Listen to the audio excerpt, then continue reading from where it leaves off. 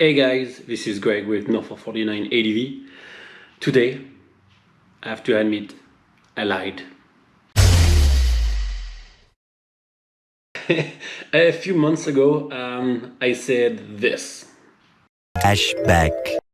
Do you want to take a $900 helmet off-road too? Not sure, it's so pretty. It's really pretty, it's really nice and round.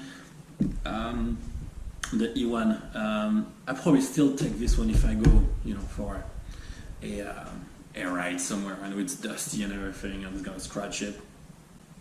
Take this one instead of the Schuberth. I probably have the Schuberth at home in a bag and just take it on special occasions or long ride on the road instead of dirt and forest service roads. So Many months later. And after a few drinks and some internet search, I bought this. I did it.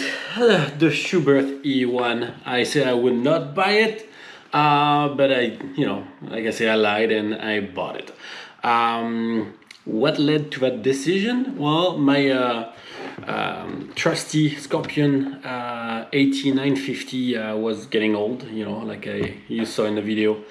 But we had before, it has over like 40,000 kilometers with that helmet, and it starts showing its age, right? So it was time for a new helmet, something a little bit fancier, and here it is. Here is the helmet that I chose, that I frankly compare really in terms of creature comfort to the Scorpion AT 950, but with, I would say, higher quality stuff in it, and we're going to talk about that in a quick second. So as you know, we're here in Canada, in British Columbia. So I was doing some internet browsing and so on, and this helmet was out of stock everywhere. Like I could get it here in Canada, sadly at like really high price, and being the former Kayla owner that I am, I don't like to pay full price for things. So yeah, I found a site in Germany, and it was 26% off. So at the end of the day, it was a good deal. So even with the taxes, the import, the duties, whatever you want to tackle on it, it was still a good deal for a helmet that I'm probably going to keep it again at 4 to 5 years, right? So that's what made the decision easy. Let's talk about what I like about it. So the weight, it's if you go online, it's gonna say that the weight is the same than the Scorpion AT 950. Here they advertise the weight at 1.695 kilograms, so 1.7 kilograms, which is fairly accurate. I weighed the thing on my kitchen scale, and I'm close to that. And I weigh also the other one, and it's just above the 1.8 kilograms. I will probably put some pounds, just the 4 pounds mark for our friends in the US here. So it's a little bit heavier than what they advertise on the helmet. Also, I have already put some of my cardo stuff in it and everything, so it does add a bit of weight. But if I remove that consideration, if I take that in consideration, I can remove the cardo easily, and just the paraphernalia in there is probably around the 100 grams. So yeah, probably close to what they advertise on the helmet itself, right? The 1.7 kilograms. Frankly, the 100 and something grams difference, you can feel it. I've been using this helmet for a little while now. I got it like a few weeks ago, and you can feel it. What you do feel very much is how compact this helmet is, right? It's still a modular helmet. It's still a modular helmet, but it feels fairly compact. So the difference between that and the AT is that, like, when you turn your head, you want to shoulder check, or you see something pretty on the side of the road, you don't feel like the windage, as much wind pushing on the side. So that's definitely a plus compared to the AT 950. The other difference is the materials inside. Some people like it. I've been talking to other people, and some people like it and some people don't like it.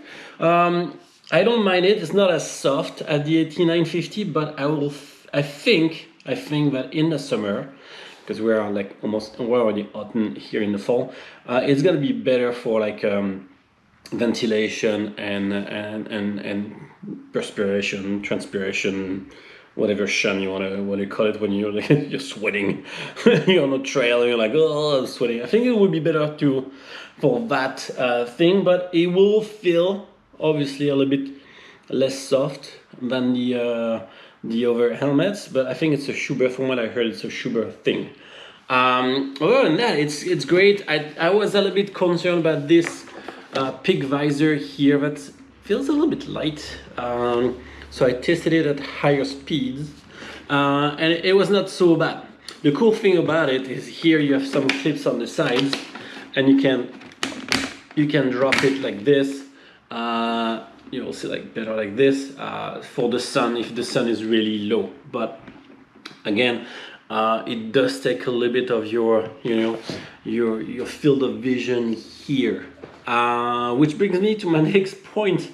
This thing comes with the pin locks, as you can see here, which I removed pretty much right away because again it's just fall. It's not that cold yet, and so it's not fogging up so bad that I need the pin locks. And what I realized with the pin locks is, because it has a border, you can see the pin lock, so it can be very distracting, and it takes a while to get through the habit of looking through the pin locks and not seeing the thing around inside the visor. So I need to get used to that. But for now, I removed it. I don't need it. So it should be good in the winter when we ride in colder temperatures. Let's talk about the thing that surprised me the most when I got the helmet here. And I tried it in the store before, but I did not realize that would be so prominent. The space here, if you guys can see, and try to show you here, the space between the front here, the vent, and the inside is fairly thick. So I like having my mic, so I have my cardo, like I say, on there, and sometimes also I have the mic for the camera, for the vlog, the video logs. And so it gets really crowded in there, and basically my face, my lips are touching the mic, so it gets really crowded, quickly crowded in there. I will need to find a smaller mic for the video log, because it's kind of weird to have that. So that was a surprise. It feels more. You have less space inside the helmet than you have in the AT950. So if you're a little bit on the claustrophobic side and you like to have a lot of space in your helmet and everything, you might consider that, because it's gonna get, like I said, crowded really quickly in there. Another thing I like about it was it's this pair of glasses. They have a large frame and thick branches. And I've been watching videos on other YouTubers and with glasses, and they always complain about the same thing. So it's gonna get you like squeezed in like this. So it's not so bad. It's not so bad. I was expecting, because again the inside of the interior of the helmet it's quite tight. I thought it would be tighter, but it's actually better than the AT950 when I put these big frames. I have another pair of glasses that I use when I'm riding with like metal frames that are much thinner, so it works better. So that's a good point. If you have glasses, you're thinking about this helmet, I think they left room in there for the helmets. I don't know how, I don't see any notches or anything, but there's room. All right. In terms of other things here, what we need to talk about, as you can see, I had to change my cardo. I used to have the Pactox Slim, which clamps basically on the side wall here, but the side wall of this helmet is quite thick. So I was going to crack the clamp on the Cardo, so I didn't try my luck. I was like, no, I'm just gonna buy, find a good deal on another Cardo and buy myself another Cardo, and I got the Pactok Edge, the new one, and it's really cool. So we'll leave that for another day. But this is what I like about it. It's magnetic and it clamps on the thing. Why am I talking about that? It's because compared to the AT950, again, the interior being, the space being quite limited, it was a little bit difficult to run the cables, the Cardo and everything, the speakers. This helmet is made for, I think, another type of system, so I'm sure the overcome system will like fit much better in there. So it was a little bit of a mini struggle to be honest with you, just to put that in there. But at the end it worked. It took a while to adjust the speakers on the sides and running the cable so you don't see it, you don't feel them also, right? Yeah, no, it's a great helmet. It has the exact same options that you have with the AT950, but with just a better finish, I would say. And I like the style. So I really want this color. It's called Endurance Gray.